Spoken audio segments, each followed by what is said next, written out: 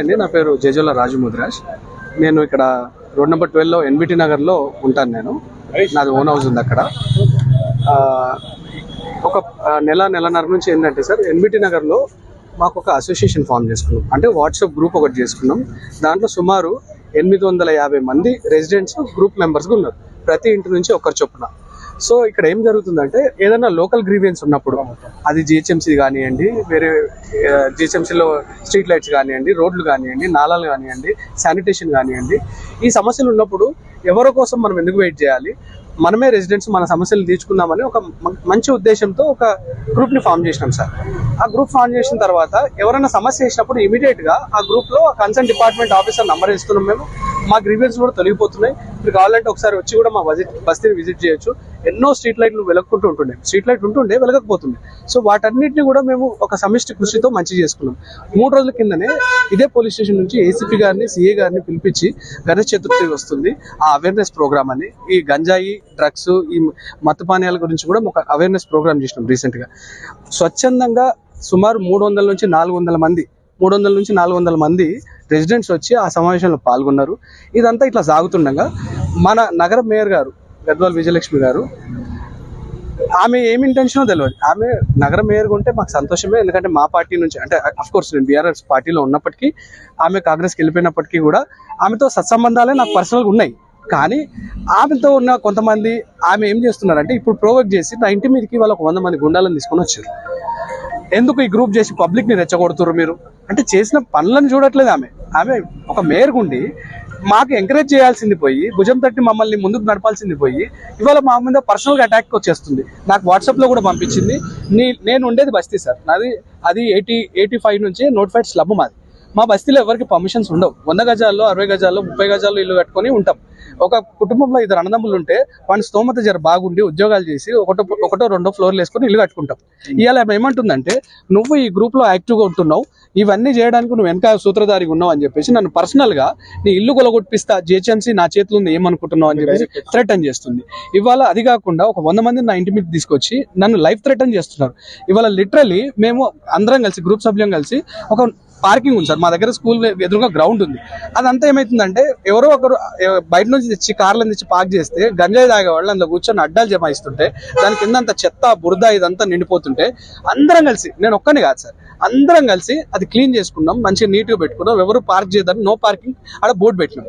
దాన్ని కూడా కాలుతో దాన్ని పడగొట్టి, మేయర్ గారు కాలుతో దాన్ని పడగొట్టి, ఎవరు వస్తారో చూస్తా, ఇక్కడ మీరు అందరు పార్కింగ్ చేయాల్సిందే, చెత్త రోడ్డు మీద వేయాల్సిందే, ఎట్లయితే అట్లా అయింది, నేను ఎవడొస్తాడో చూస్తా, ఏముండా కొడుకులు ఈ రకంగా మాట్లాడడం, ఏముండా కొడుకులు వస్తాడో చూస్తా, గ్రూపులు పెట్టి రెచ్చగొట్టడం కాదు. ఇంకోటి సార్, మా దగ్గర ఎవ్రీ శనివారం ఒక మార్కెట్ జరుగుతుంది.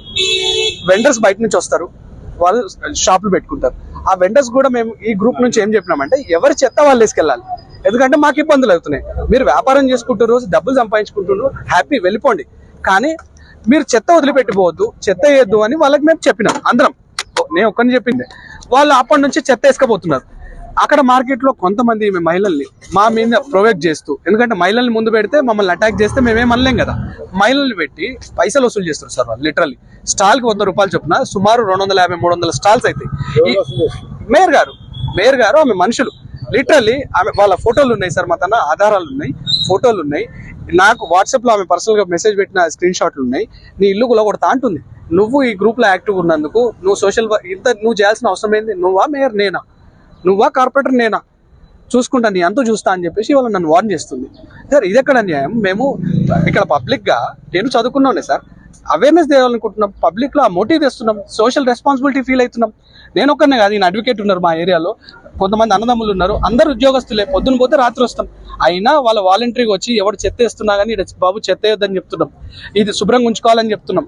మనకే రోగాలు వస్తాయి, డెంగ్యూలు, మలేరియాలు వస్తాయని చెప్పేసి ఒక మోటివ్తో మేము పోతుంటే ఆమెకి ఎందుకు ఇబ్బంది కలిగిందో తెలియదు.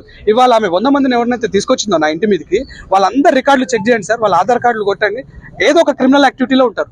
బాజప్తా నేనైతే సిహెచ్ఓ గారిని రిక్వెస్ట్ చేసిన, వాళ్ళందరి నుంచి నాకు ప్రొటెక్షన్ కావాలని. సిహెచ్ఓ గారు అన్నారు, ఇప్పుడు నేను కాదు, నేను లేను, ఇప్పుడు అవైలబుల్ లేనమ్మా, నువ్వు రా. మళ్ళీ ఎస్హెచ్ఓ గారు ఏమన్నారంటే, మళ్ళీ నేను పిలిపించి తీసుకుంటా అన్నారు. ఇది నేను పొలిటికల్ చేయడానికో ఇంకోటి చేయడానికో నా ఉద్దేశం కాదు. ఎస్హెచ్ఓ గారు మళ్ళీ వచ్చి ఇవ్వమని చెప్పారు నన్ను. సీఎం బందోబస్తులో ఉన్నారంట సార్, లేరంట. ఏసీపీ గారికి వివరించడం జరిగింది. ఏసీపీ గారికి చెప్తే నేను ఎస్హెచ్ఓ గారు పిలుస్తారని చెప్పేసి అన్నారు. ఎవరైతే తీసుకోలేదు సార్, తీసుకోలేదు. ఉన్నారు ఉన్నారు కానీ కంప్లైంట్ తీసుకోవాలి అంటే నేను పిలిపిస్తా మళ్ళీ నేను అని అన్నారు ఎస్హెచ్ఓ గారు. కంప్లీట్ అయితే తీసుకోవాలి, అయితే ఇప్పుడు తీసుకోవట్లేదు యాక్చువల్గా. అంటే నేను ఎస్హెచ్ఓ గారిని కలుద్దామని వచ్చాను సార్. బయటకు వెళ్ళండి, నేను వచ్చాక తీసుకుంటా. ఎందుకంటే రీసెంట్ గానే ఆయనతో మేము ఒక ప్రోగ్రామ్ చేసినాం కదా, ఆయన ఉంటేనే నా బాధ వివరించి ఏ రకంగా మరి నేను పెట్టొచ్చు కంప్లైంట్ అని చెప్పేసి అడుగుదామని వచ్చాను. ఆయన లేరు ప్రస్తుతం, ఆయన సేమ్ బందోబస్తు కంప్లైంట్ లేదు సార్. కంప్లైంట్ ఇవ్వడానికే వచ్చాను నేను, కంప్లైంట్ ఇవ్వడానికే వచ్చాను.